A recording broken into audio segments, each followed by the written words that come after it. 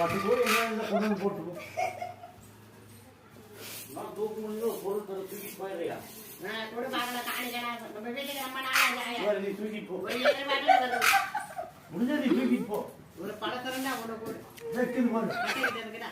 இப்படிதான் பழசா இருக்கானே. இன்னும் கொடுக்கலாம். வரும்போதெல்லாம் ராசி வருது, யோகம் வருதுங்கிறா. எங்கடா வருது? உனக்கு தானே கை நிறைய வருது. நான் வீட்டுக்கு போனால் 40 ரூபா வச்சுக்கணும். இதே வீட்டு அதே போடுவேன்னா அங்கேயும் போய் அதே போடுவாங்க.